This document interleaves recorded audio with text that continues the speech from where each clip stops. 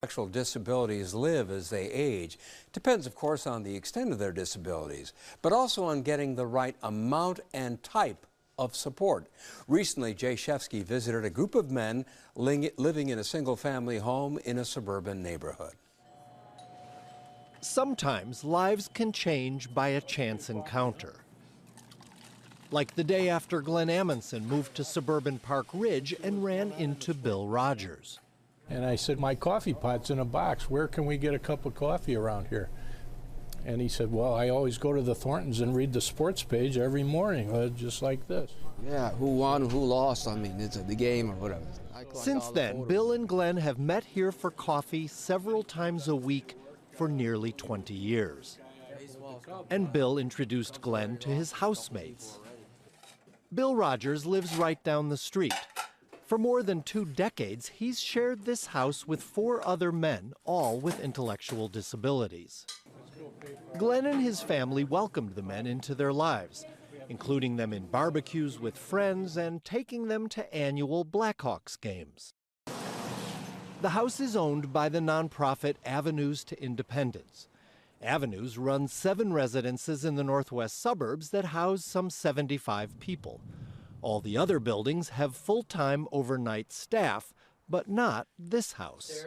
Individuals with Down syndrome and other intellectual disabilities, including autism, have a wide range of capabilities. Bob Okazaki is executive director of Avenues to Independence. For those individuals who have the ability to live more independently, can work, hold a job, that's what this organization is here to help them achieve. The men range in age from 48 to 90, and they were all eager to show me around. Yes, this is my room, and I like to watch my TV in here. Okay. Louis Kaufman is the youngest at 48. He volunteers at the public library, works at an insurance company, and he has excellent taste in television. And when you watch TV, what do you like to watch? Chicago Tonight sometimes, yes. All right, that's great. I'm told that Bill Rogers is so friendly and well known in the area that he's acquired an unofficial title. You say, well, you know everybody. You're like the president or the mayor of Park Ridge. You know everybody. You know all the police. You know everybody. 59 years old, 25 years at Jewel, and with an encyclopedic knowledge of both sports and classic television. That's from the Hawks game, that one sod I got. Bill lived at home till he was 22. See, when I lived at home, it wasn't very good for me. Being treated like a baby instead of a man. So they said, why don't you move to this program? What's better for you about living here? Oh, well, you got more. You can do what you want. See, like make your own food, wash your own clothes. So I couldn't do that when I lived at home. The men do most of their own cooking.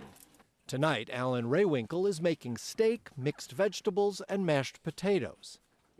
Alan is 69. He's retired now, but for 43 years he took public transportation to his job as a mail handler at the downtown Chicago post office. Alan says when they first moved in here in 1994, there was what he describes as a furor. The people that used to live next door to us in that White House, you know, that she moved to the other side of Park Ridge, and she didn't want to be anything to do with us. But others, I'm told, came to embrace their new neighbors, and now they're fixtures on the block. Hey guys, how's it going? Hey, how are you? Good, how are you? 3 days a week, an Avenues staffer comes by for a few hours to help as needed. The idea is to provide just enough support to maximize independence. Alan asked for help with the mashed potatoes. A few of the guys need assistance with cooking. All the guys need some level of help with their financial management. Staff also help them go grocery shopping and just do fun stuff in the community as well. It's clear that the men in this house are like a family. They bicker now and then, but they are devoted to each other, and they're growing old together. George Manassian is 90. For many years, he was a beloved employee at a nearby pizza restaurant. Here you go, George. Not long ago, he moved out of this house and into another building run by Avenues to Independence because of health problems. He still comes by often. George used to share a room with Jim Kearns. Jim seems to be the biggest joker of the group. He has a job cleaning the Avenues to Independence offices, and he loves to fish with his brother. So did you catch this fish? Yeah. No way. How big is this one? I say so. That's a big catfish. Happy birthday, dear Jimmy. And today, Jim turns 59. Thank you, boss. After dinner, hockey on TV. Let the Hawks win. And then a surprise visit from Glenn and Laura Amundsen. They're all just the kindest, most genuine people I've ever met. We would have them over to eat quite a bit, have them for cookouts and parties, and they never walked in without dessert. Give me a hug. Who pays for all this? What are you, almost 60, right? It's complicated. The men all get Social Security, and one has a pension income. Avenues to Independence covers staff support through fundraising from people in the community like the Amundsens, after whom this house is now named. We've gotten far more out of it than we've ever given, for sure. I've never heard any of them say a bad word about anyone, and they are truly great people to be around, and it's kind of inspiring, really, to see that about them, because they have many challenges, obviously, in life, but the way they go about their life together, it's really a great story.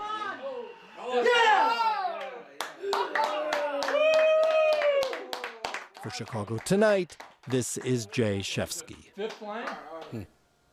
You can find out more about Avenues to Independence on our website. And up